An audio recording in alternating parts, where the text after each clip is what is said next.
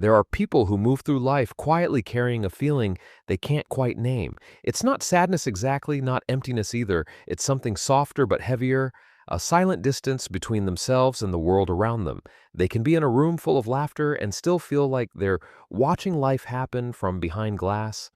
They smile, they talk, they join in, yet something inside whispers, you don't really fit in here. If you've ever felt this way, you know how confusing it can be. You have friends, maybe even success, yet there's an invisible barrier between you and the warmth others seem to share so easily. You blend in, but you don't feel part of anything. It's as though you were built from a slightly different material, too sensitive, too reflective, too aware. For many, this feeling starts early. Maybe you grew up in a family where you were the quiet one, the observer. Maybe you learned to adapt, to stay small, to please, to read the room before speaking. You became good at sensing what others needed from you, but not so good at knowing what you needed. Over time, this habit of adjusting makes you a stranger to yourself. You show the world versions of who you think you should be while hiding the person you actually are. Psychologists call this self-alienation, when your outer life and your inner truth drift apart. And the greater that distance becomes, the deeper the loneliness feels. You can be surrounded by people yet feel unseen because no one is connecting to your real self. Only the mask you've built to survive. There's a difference between fitting in and belonging. Fitting in means you change yourself to be accepted. Belonging means you're accepted as you are. Most people who don't feel they belong anywhere have spent years mastering the first and never experienced the second. They've been told, directly or silently, that parts of them are too much or too different. So they hide those parts, and in doing so, they hide the doorway to genuine connection. Sometimes this disconnection grows from trauma. Maybe you reached for love and were met with rejection or neglect. Your body learned that closeness equals danger, that it's safer to stay distant. So even when you crave connection now, your nervous system resists it. You pull away before others can hurt you. You tell yourself you prefer solitude, and sometimes you do, but underneath that independence is fear. Fear of being unseen again, or worse, seen and rejected. And yet, not belonging doesn't always come from pain. Sometimes it's born from depth. Some people simply feel more. They sense subtleties, notice emotions that others miss, think about life in layers.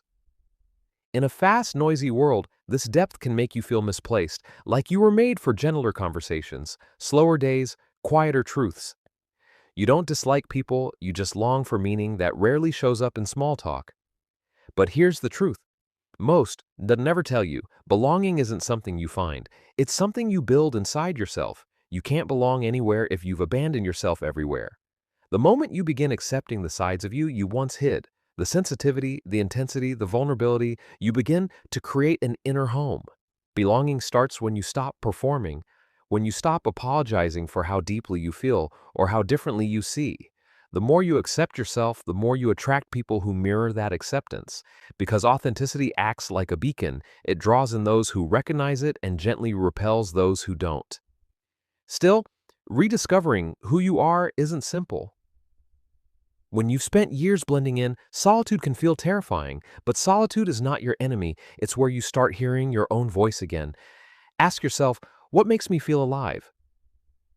What kind of people make me feel peaceful? When do I feel most like myself? The answers will quietly lead you back to belonging. People who never felt they belonged often grow into some of the kindest souls you'll ever meet. Because they know what it feels like to be unseen, they make sure others feel noticed. They listen deeply, they comfort quietly, they become safe spaces in a chaotic world, and yet even healers need healing. Even listeners deserve to be heard. Maybe you've noticed how you become everyone's confidant, but no one's priority. You're the steady friend, the emotional anchor, the one others rely on. But when the noise fades, you're left wondering who would notice if you disappeared. This kind of loneliness isn't dramatic. It's subtle, but it shapes everything. It teaches you to survive on emotional crumbs. But you deserve the full meal, connection where you are not just useful, but understood. Psychologically, those who feel they don't belong often have heightened empathy and self-awareness. Their minds scan constantly for rejection, reading every glance, every pause. They try to decode people's moods to stay safe. It's a protective instinct, born from a time when belonging meant survival. But now, it only deepens the distance.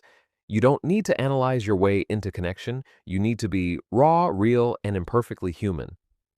Maybe you were never meant to fit neatly into one group. Maybe your path was to stand slightly outside, observing, translating, connecting dots others don't see.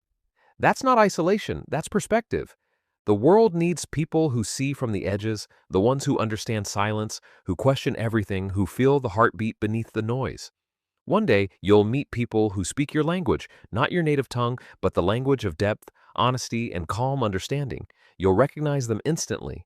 You won't need to explain why you pause before speaking, or why crowds drain you, or why you sometimes disappear for days to think. They'll just know. And in that moment, you'll realize you were never strange. You were just waiting to meet the right mirrors. Until then, remember, you already belong to yourself. Every time you honor your own rhythm, every time you choose truth over approval, you're coming home. Belonging isn't found in groups or labels. It's felt in the quiet confidence of being at peace with who you are. So if you often feel like you don't belong anywhere, maybe that's your soul's way of saying, don't settle. Don't force yourself into places that require you to shrink. Wait for the spaces that welcome your full presence. And while you wait, build a home within yourself so solid that even when you stand alone, you still feel whole. Because one day you'll walk into a room, maybe with new people, maybe with old ones, and something inside will feel different. You won't be performing, you won't be scanning faces for approval. You'll just be there quietly, comfortably, as yourself, and that's when you'll know you finally belong, not because the world changed, but because you did.